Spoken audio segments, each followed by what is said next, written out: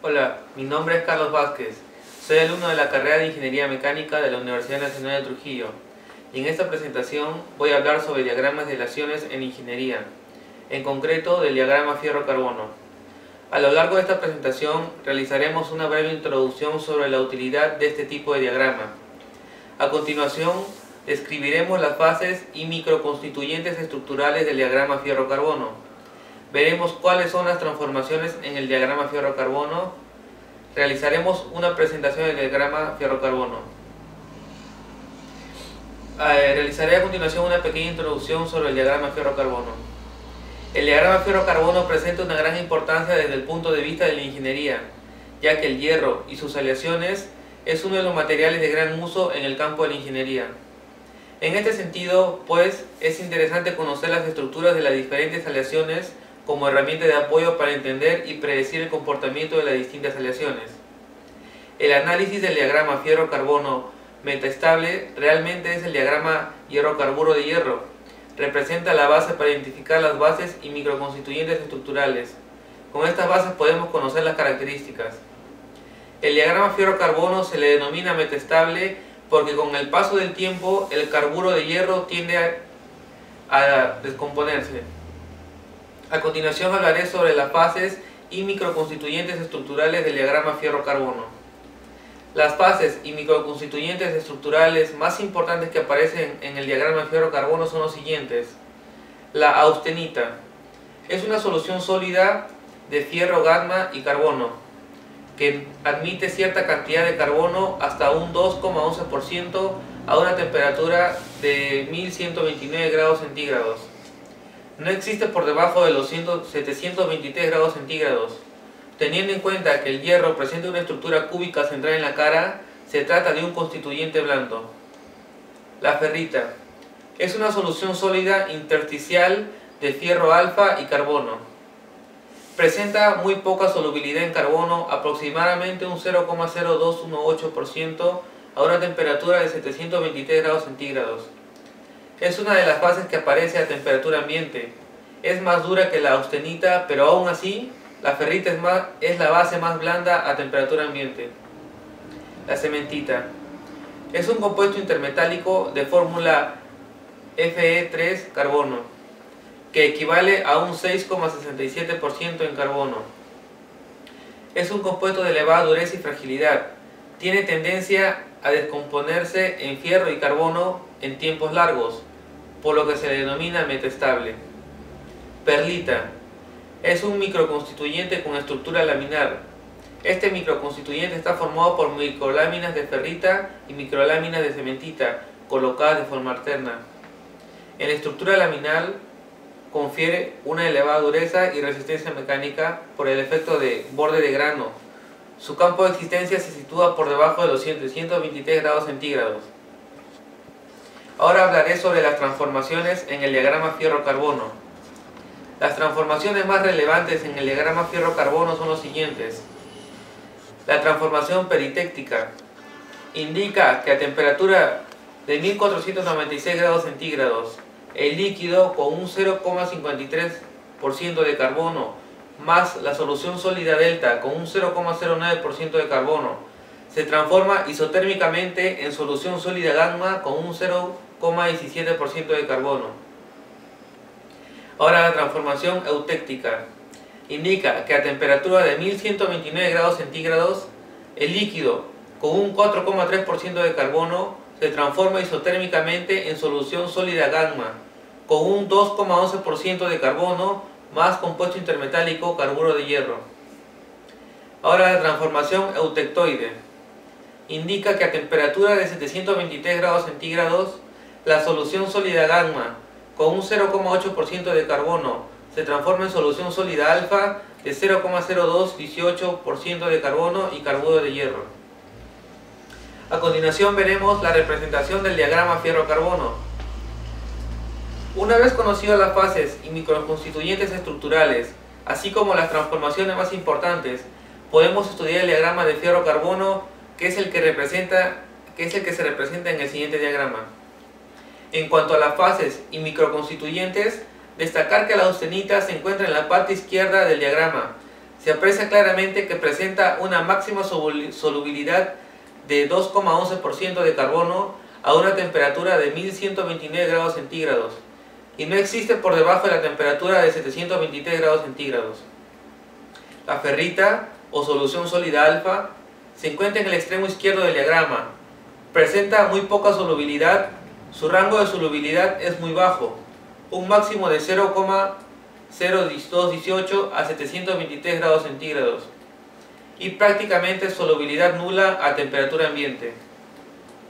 La cementita es el carburo de hierro que queda en el extremo derecho del diagrama, con una composición de 6,67% constante, que representa con una línea vertical en dicho diagrama. La perlita está formado por una estructura laminar de ferrita más cementita. Aparece en la parte inferior del diagrama. Aparecerá a temperatura ambiente. A continuación vamos a desarrollar el tema sobre la diferencia entre temple y templabilidad. En la ciencia de materiales, el templado o temple es un tratamiento térmico consistente en el calentamiento del material a una cierta temperatura, dependiendo del material, y luego enfriándolo rápidamente para obtener determinadas propiedades de los materiales. Se evita que los procesos de baja temperatura, tales como transformaciones de fase, se produzcan al solo proporcionar una estrecha ventana en tiempo en el que la reacción es a la vez favorable termodinámicamente y posible cinéticamente. Por ejemplo, se puede reducir la cristalización y por lo tanto aumentar la tenacidad tanto de aleaciones como de plásticos, es decir, producidas a través de polimerización. El temple es comúnmente utilizado para endurecer el acero mediante la introducción de martensita, en cuyo caso el acero debe ser enfriado rápidamente a través de su punto eutectoide. La temperatura a la que la austenita se vuelve inestable en acero aleado con metales tales como níquel y manganeso, la temperatura eutectoide se vuelve mucho más baja, pero las barreras cinéticas a transformación de fase siguen siendo las mismas. Esto permite iniciar el temple a una temperatura inferior, haciendo el proceso mucho más fácil. Al acero de alta velocidad también se le añade wolframio, que sirve para elevar las barreras cinéticas y dar la ilusión de que el material se enfría más rápidamente de lo que en realidad lo hace. Tales aleaciones, incluso al enfriarse lentamente en el aire, tienen la mayoría de los efectos deseados de temple. El enfriamiento extremadamente rápido puede evitar la formación de toda la estructura cristalina, lo que resulta en metal amorfo o vidrio metálico. En la práctica, no se transforma la totalidad de la austenita formada en martensita, en muchos casos porque es imposible conseguir una velocidad de enfriamiento suficientemente rápida en la totalidad de la masa de las piezas muy grandes, y en otros, porque no interesa obtener este constituyente sino vainita, trostita y sorbita. El proceso. El temple de metales es una progresión de dos fases, una fase de calentamiento y otra fase de enfriamiento. La primera fase, el calentamiento hasta la temperatura máxima, se debe iniciar estando el horno a baja temperatura y a ser posible a la temperatura ambiente. La elevación de temperatura debe ser uniforme en toda la pieza. Esto se consigue elevando la temperatura del horno lo más lentamente posible. La segunda fase, el enfriamiento, tiene por objeto transformar la totalidad de la austenita formada en otro constituyente, muy duro, denominado martensita. Aunque en alguna variedad del temple el constituyente final deseado es la vainita. El factor que caracteriza a la fase de enfriamiento es la velocidad de enfriamiento mínima para que tenga lugar a la formación de martensita. Esta se denomina velocidad crítica de temple. El calentamiento. Hay tres tipos de hornos que se utilizan comúnmente en temple: horno baño de sal, horno continuo y la caja de horno. Cada uno se utiliza en función de lo que otros procesos o tipos de temples están haciendo en los diferentes materiales. Se debe tener cuidado en subir la temperatura, porque se puede producir sobrecalentamiento del grano cristalino, con quema de los bordes de los granos que produce infiltración de oxígeno, oxidación, descarburización, fragilidad excesiva de martensita, retención de austenita. En consecuencia, la temperatura depende del medio de enfriar utilizado. 30 grados centígrados mayor que A3 si se trata de agua, 50 grados centígrados mayor si es aceite y 70 grados centígrados si es aire acondicionado. Otros medios que se utilizan para el calentamiento son las sales fundidas y la salmuera. El calentamiento debe ser gradual para evitar grietas y tensiones térmicas. Enfriamiento. Cuando se temple, hay muchos tipos de sustancias donde enfriar. Algunos de los más comunes son aire, las sales fundidas, el aceite, la salmuera y el agua.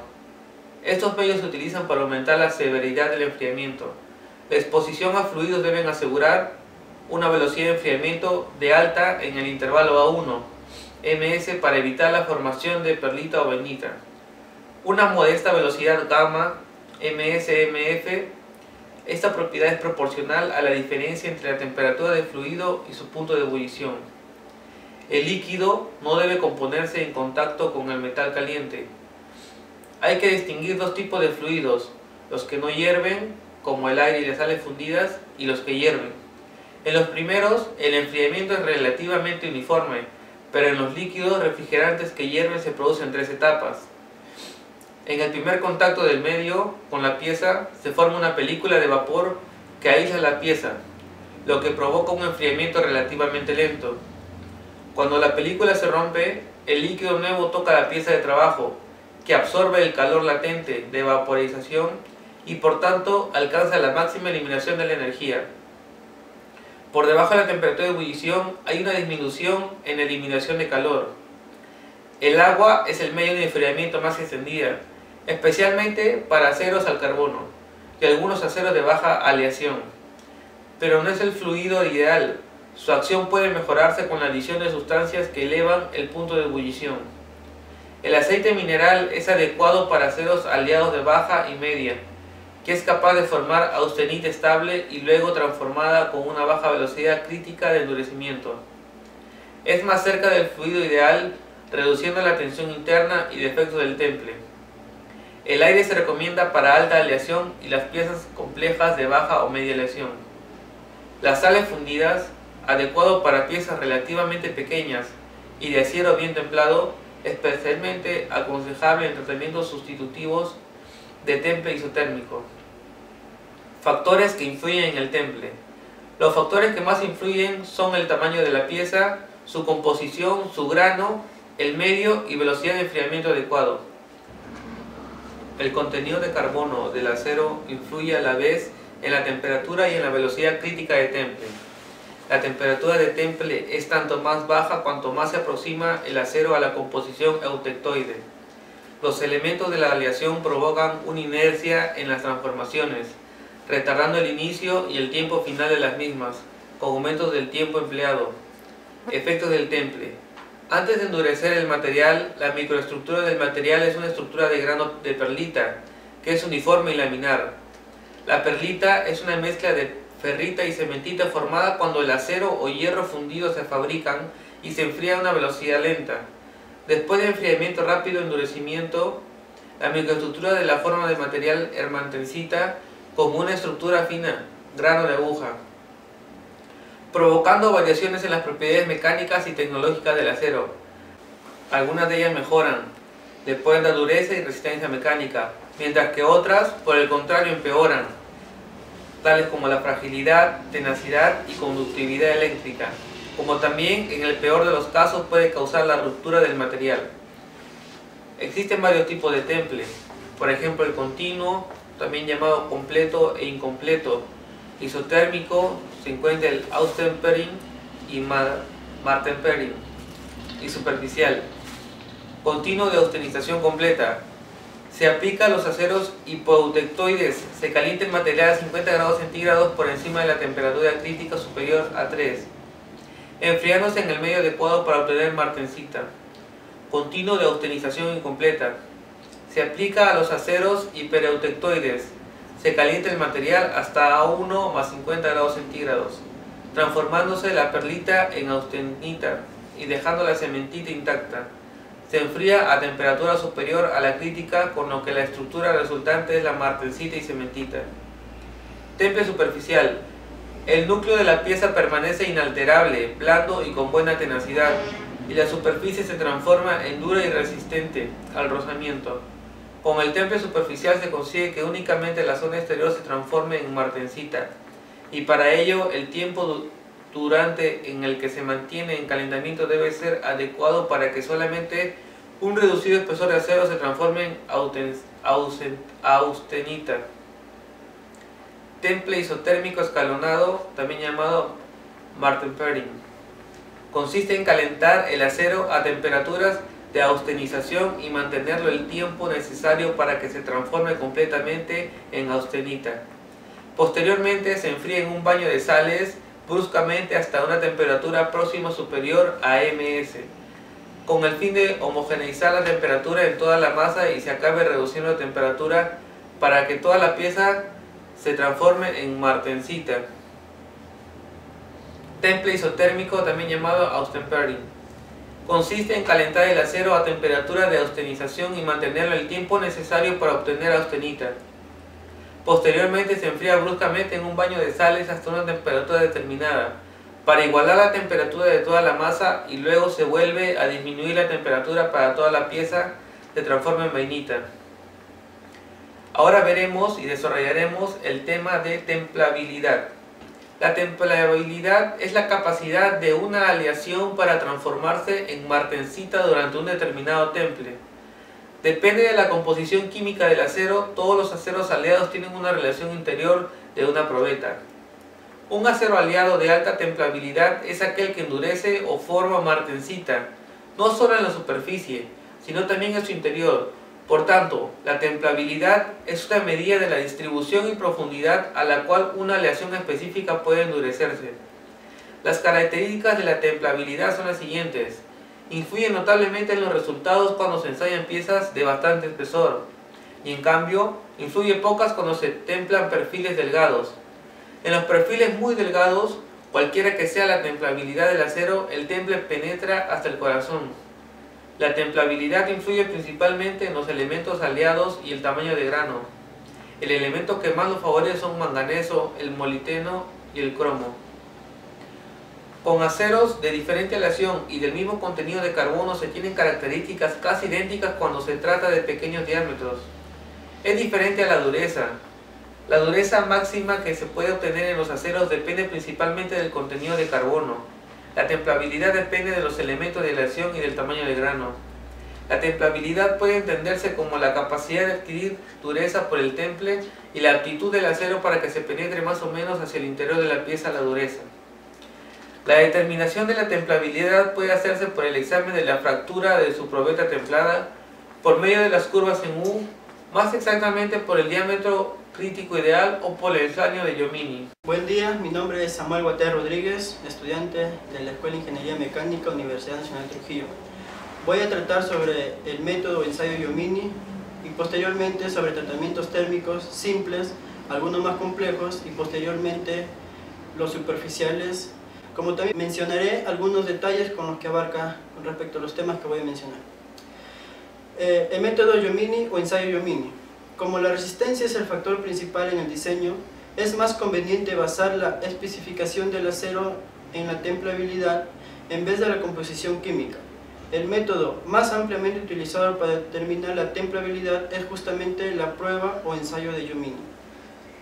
La prueba ha sido estandarizada por la ASTM, la SAE o la AISI. Se utiliza una probeta de 1 pulgada de diámetro y 4 pulgadas de longitud.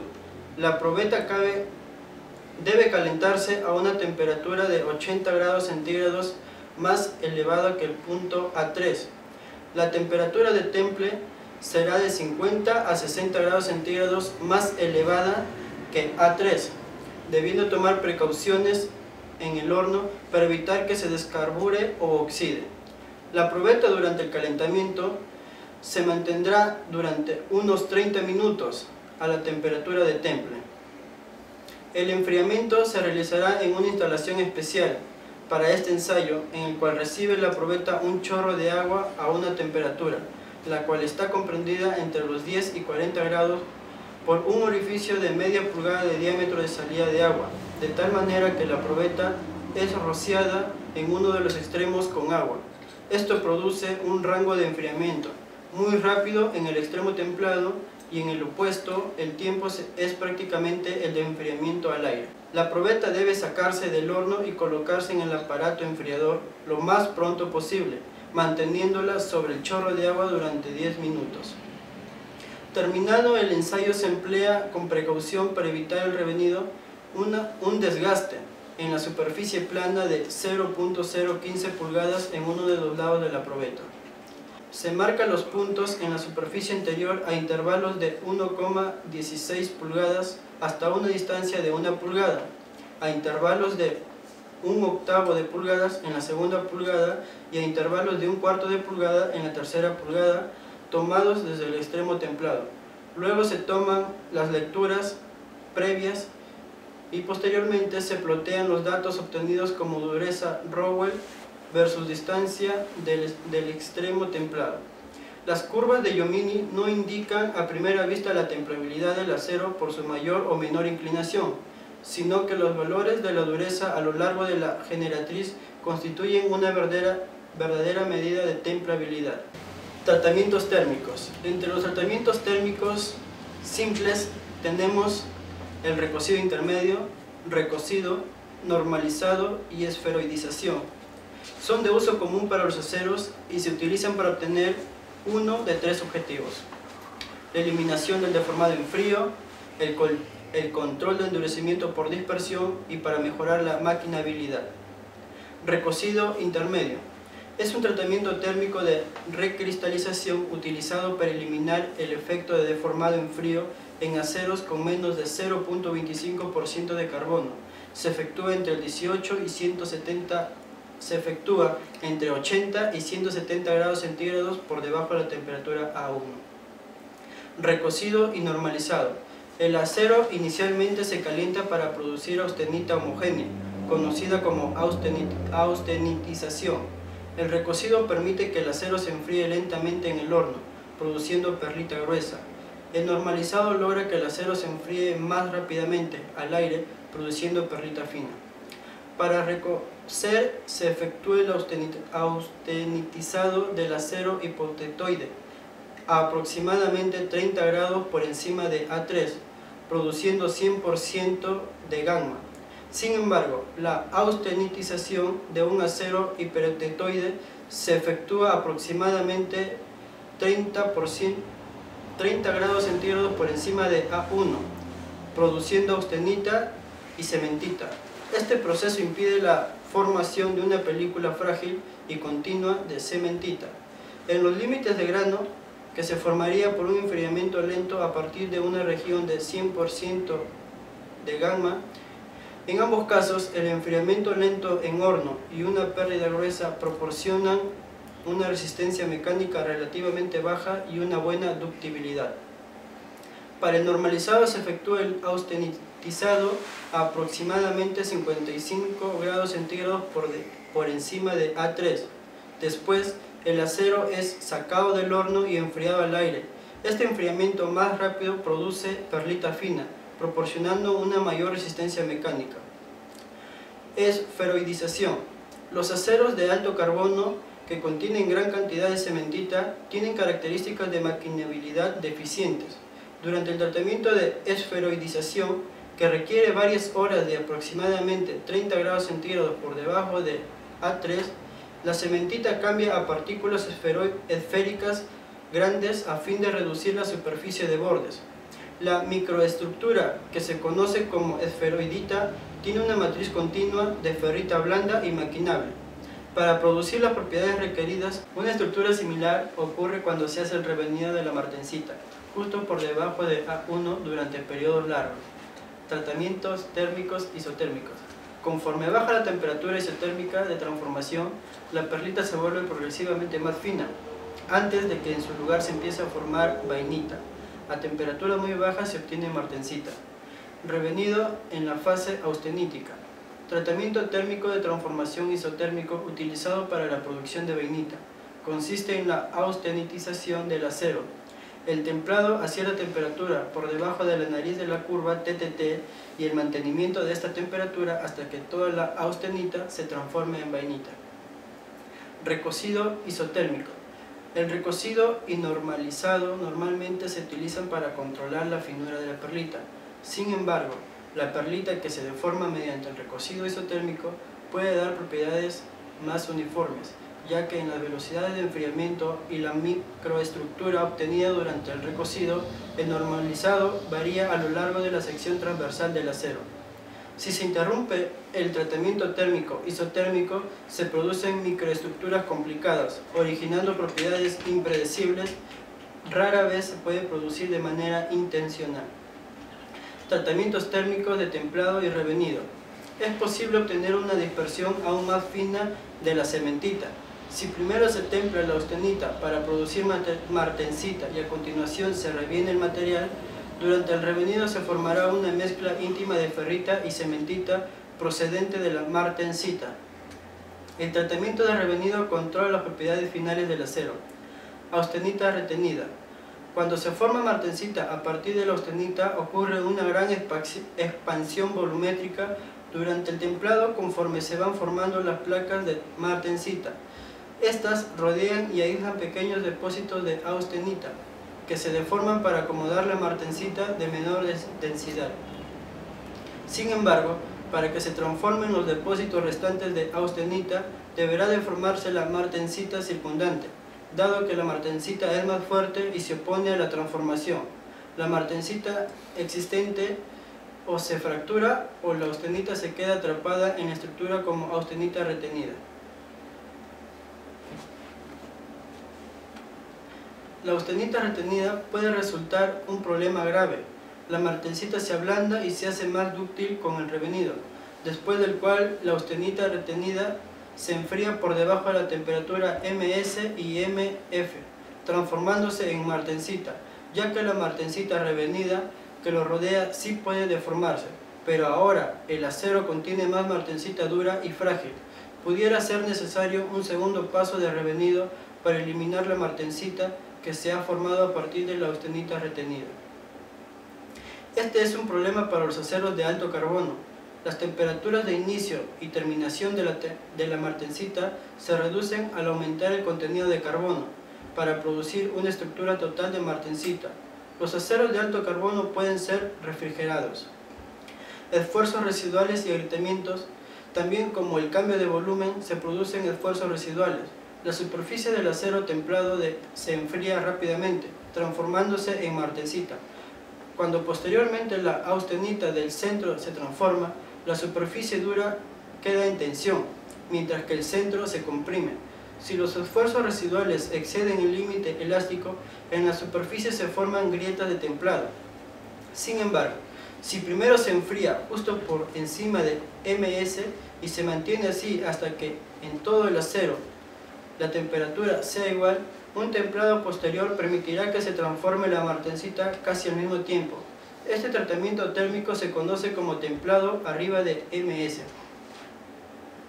Rapidez del templado. Al utilizar el diagrama TTT, se asume que es posible enfriar desde la temperatura de austenitizado hasta la temperatura de transformación de manera instantánea. Dado que esto no es cierto, es probable que durante el templado se formen microconstituyentes no deseables. La velocidad a la cual se enfría el acero durante el templado depende de varios factores, los cuales son: la superficie de la pieza se enfría siempre más aprisa que en el centro. Conforme el tamaño de la pieza aumenta, es menor la rapidez de enfriamiento en cualquiera de sus partes. La velocidad de enfriamiento depende de la temperatura y de las características térmicas del medio usado para el temple. Diagrama de transformación de enfriamiento continuo. Se puede desarrollar un diagrama de transformación de enfriamiento continuo determinando las microestructuras producidas en un acero a varias velocidades de enfriamiento. Tratamientos superficiales.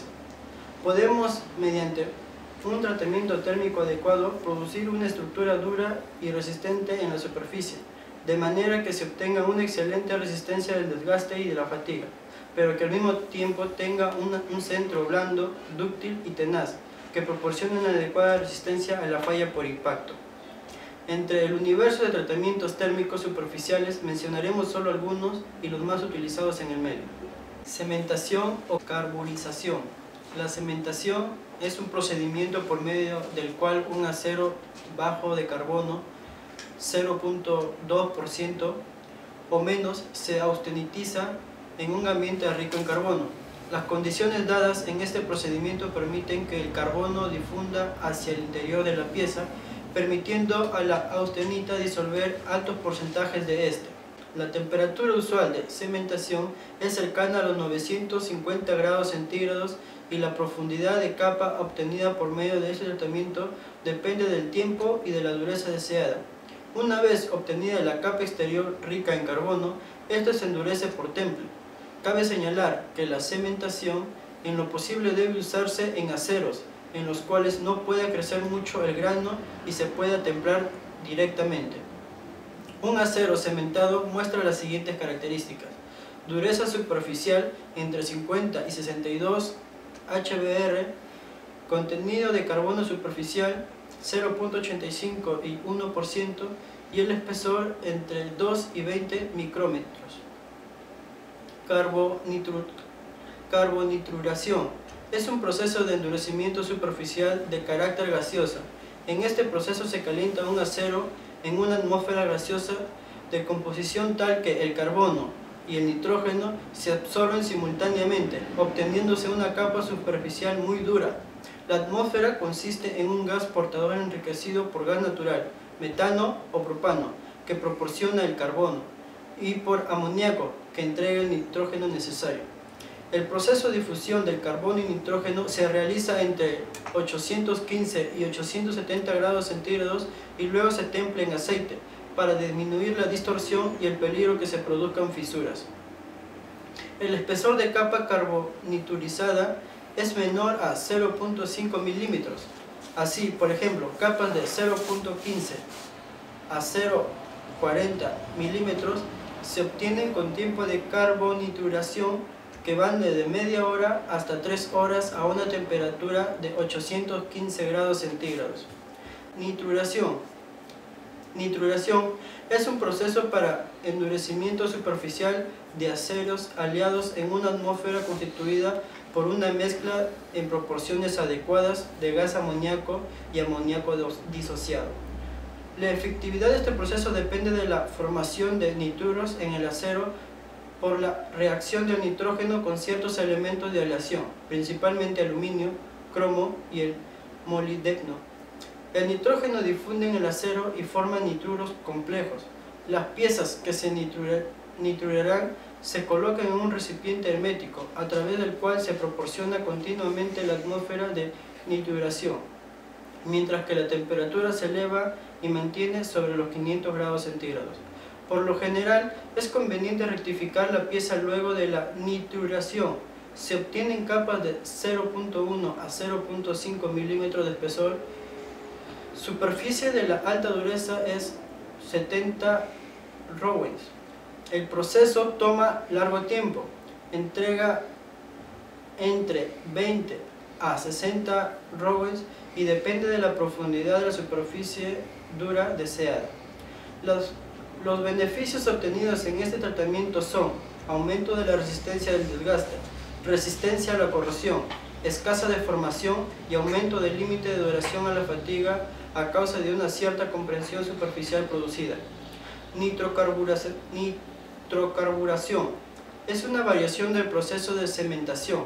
Es un proceso de difusión termoquímica en el que se difunden nitrógeno, carbono y un grado muy reducido de átomos de oxígeno en la superficie de la pieza de aceros, formando una capa de compuesto en la superficie y una capa de difusión. Este proceso se realiza principalmente para proporcionar resistencia al desgaste a la capa de la superficie y para mejorar la resistencia de fatiga. La nitrocarburación se lleva a cabo a temperaturas muy bajas y comporta la difusión del nitrógeno y carbono en la superficie del acero al carbono, como el objetivo de proporcionar una capa ligeramente más dura y un núcleo blando con una delgada capa de compuesto en la superficie.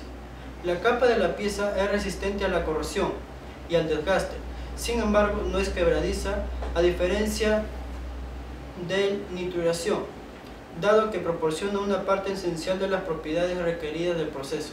Debajo de la capa del compuesto, la fina capa mejora la resistencia a la fatiga de la pieza y es un tratamiento térmico relativamente económico. Cianuración. Este proceso se emplea para endurecer superficialmente pequeñas piezas de acero. Los baños de cianuración contienen cianuro, carbonato y cianato sódico, con o sin cloruro de sodio como diluyente. El contenido de cianuro en el baño suele variar de entre 20 a 50%. El cianato sódico no se añade intencionadamente al baño, sino que se forma por oxidación del cianuro. Durante el trabajo, operando a temperaturas de 760 a 950 grados centígrados, el carbono sódico es el último producto que se forma en los baños por descomposición u oxidación del cianuro por la acción oxidante del aire.